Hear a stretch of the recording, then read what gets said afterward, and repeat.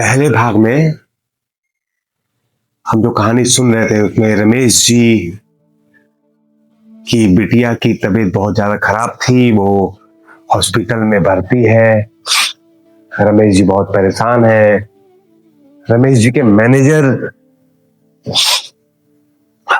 उनकी उस परेशानी के समय में भी उनको इस बात की धमकी या इस बात का फायदा उठाना कह सकते हैं कि अगर तुम आज ड्यूटी पे नहीं जाते हो या गाड़ी चलाने नहीं जाते हो तो कल से नौकरी पे मत आना। रमेश जी के पास कोई भी ऑप्शन नहीं था। रमेश जी को मजबूरन जाना पड़ा। वो अपनी बिटिया से मिलते हैं, कहते हैं कि मैं सुबह पैसे लेकर के आऊंगा। डॉक्टर साहब से ये बात कहते हैं कि मैं पैसे लेकर के आऊंगा। एक बाबा मिलते हैं, वो 500 रुपए देते हैं कि मुझे दिल्ली तक जाना है, जिसकी टिकट 450 रुपए होती है। रमेश जी उनको अपनी सीट पे बैठा देते हैं। वो लोग रास्ते में चल ही रहे होते हैं कि 4:30 बजे के आसपास वो बाबा जो है उस गाड़ी से गायब हो जाते हैं। अब इसके आगे की कहानी बची होती है, सो मैं अभी आपको वो कहानी सुनाने जा रहा हूँ, आगे की जो भी कहानी है। नमस्कार, आपका स्वागत है आपके खुद के YouTube चैनल पर जिसका नाम है KS स्टोरीज या फिर कौशल शर्मा स्टोरी या खाटू श्याम जी की कहानियां। अगर आपको वीडियो पसंद आती है तो प्लीज वीडियो को लाइक कीजिएगा, सब्सक्राइब कीजिएगा और कमेंट में बताइएगा कि क्या गलतियां हुई हैं मुझसे, क्या मुझे सुधारना चाहिए। डिसलाइक भी कर सकते हैं, कोई दिक्कत वाली बात नहीं है। होता क्या है कि जब रमेश जी और ड्राइवर साहब उन बाबा को उस बस के उस सीट पर नहीं पाते हैं तो बहुत परेशान हो जाते हैं।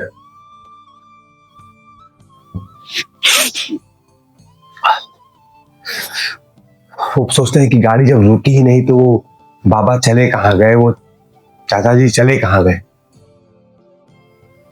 आज रात बहुत सारे ऐसी चीजें हुई हैं जिस वजह से रमेश जी अचंभित थे कि गाड़ी का टायर कौन ठीक करके चला गया, वो बाबा कौन थे, वो बाबा रात को चलती हुई गाड़ी में से गायब कैसे हो गए। ये सारी चीज रमेश जी के मन में चल रही थी। लेकिन कहीं ना कहीं एक चीज सबसे स्ट्रांग होकर के रमेश जी के मन में चल रही थी और वो ये थी कि उनकी बिटिया का इलाज कैसे होगा।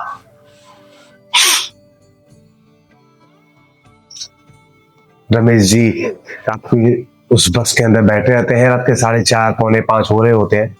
कुछ ही दूरी रहती है दिल्ली पहुंचने में। गाड़ी दिल्ली के बस स्टैंड पे पहुंचती है। रमेश जी के पास समय बहुत कम होता।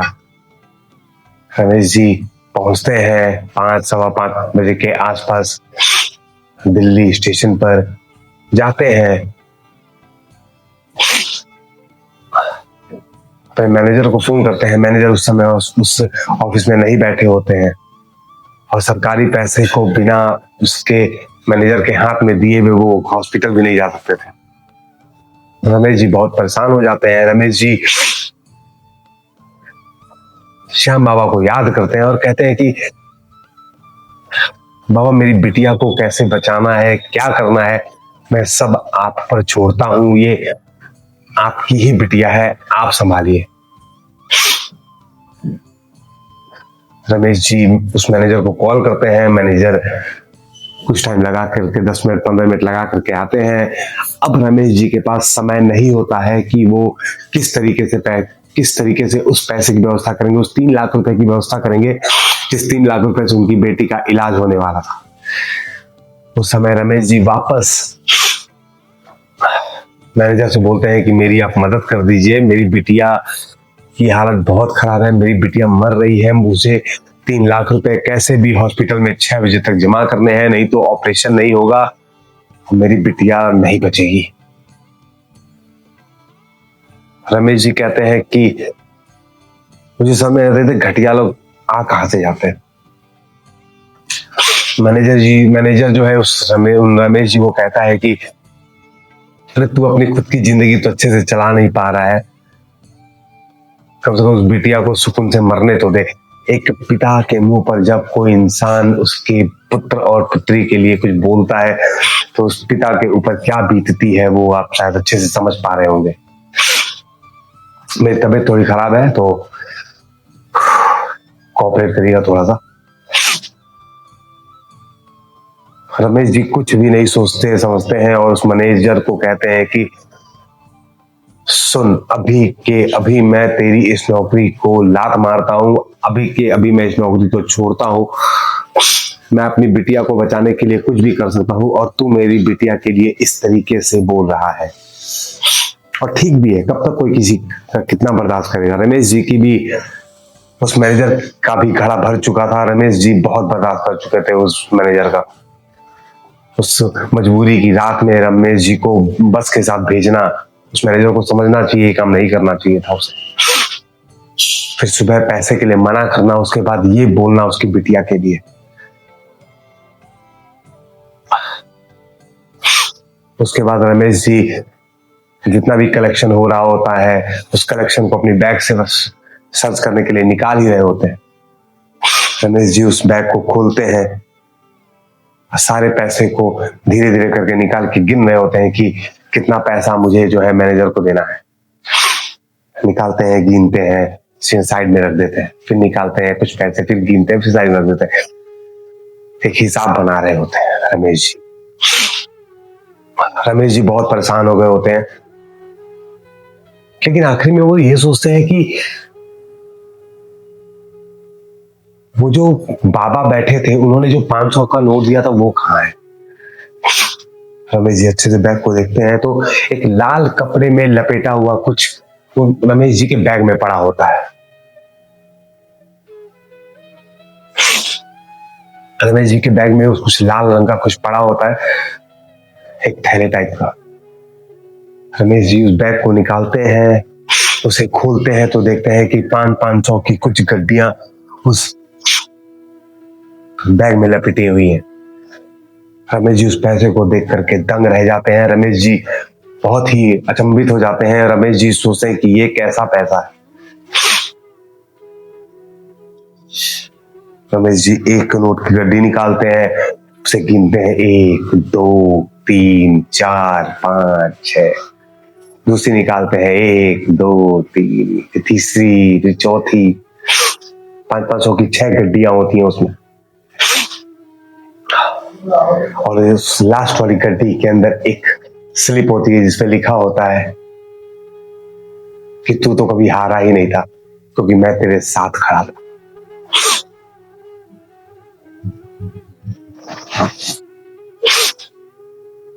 रमेश जी की आंखें भर जाती हैं। रमेश जी बहुत परेशान हो जाते हैं और रमेश जी तुरंत उस जो पैसे कलेक्शन के होते हैं वो उस मैनेजर को देते हैं और उस पैसों को जो उस थैले में लाल कपड़े के अंदर मिला होता है उस पैसे को लेकर के दौड़ के हॉस्पिटल की तरफ भागते हैं। कुछ ही दूरी पे होता है, 1.5 किलोमीटर की दूरी पे ही वो हॉस्पिटल होता है और समय बचा होता है सिर्फ 15 मिनट।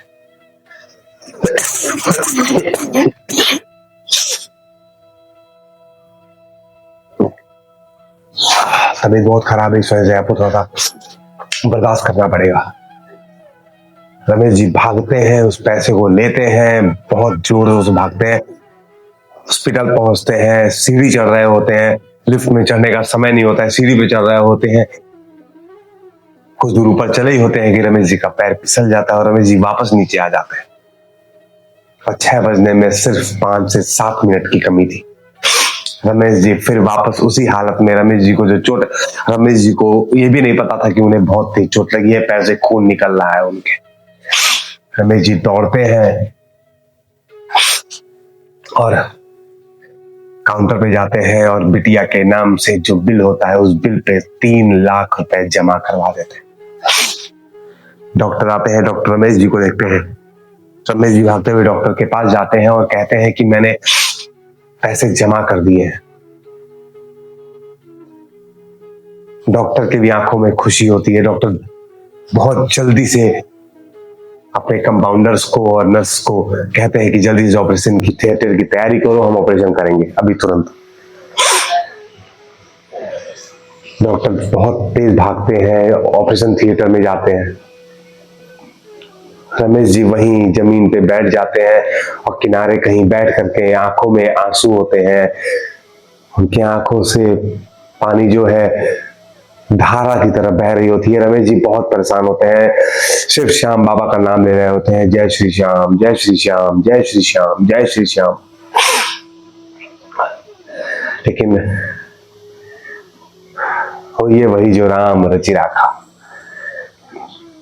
कुछ घंटे बीतते हैं, 1 2 3 4 घंटे के डॉक्टरों के मेहनत के बाद, मशक्कत के बाद डॉक्टर उस ऑपरेशन थिएटर से बाहर आते हैं और रमेश जी के कंधे पे हाथ रख के कहते हैं कि ऑपरेशन सफल हुआ, अब आपकी बेटी खतरे से पूरी तरह से बाहर है और उसे अब इस जीवन में कभी भी कोई दिक्कत नहीं होगी।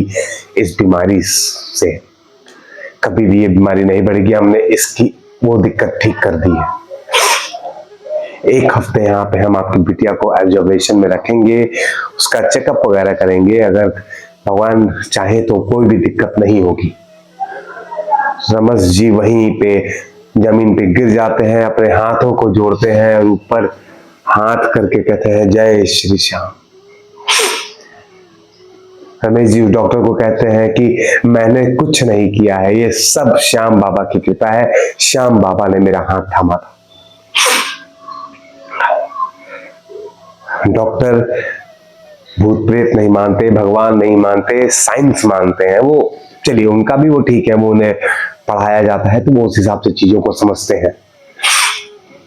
लेकिन आपने भी सुना होगा कि जब डॉक्टर के भी हाथ में कुछ नहीं होता है तो डॉक्टर ये बात जरूर कहते हैं कि अब ऊपर वाला ही जाने,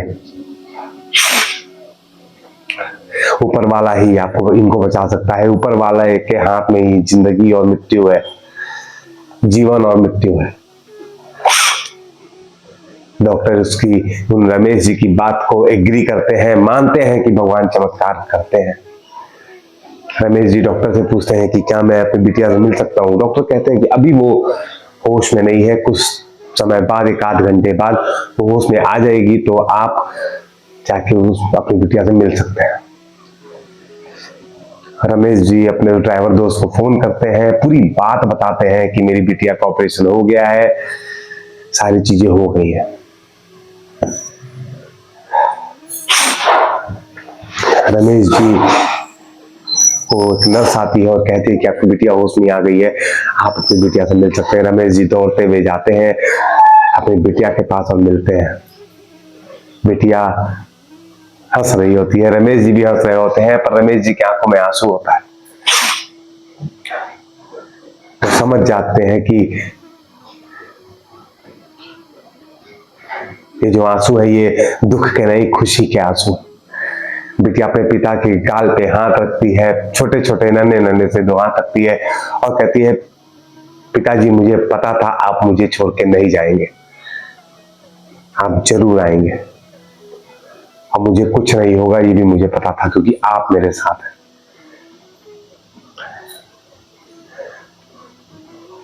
पिता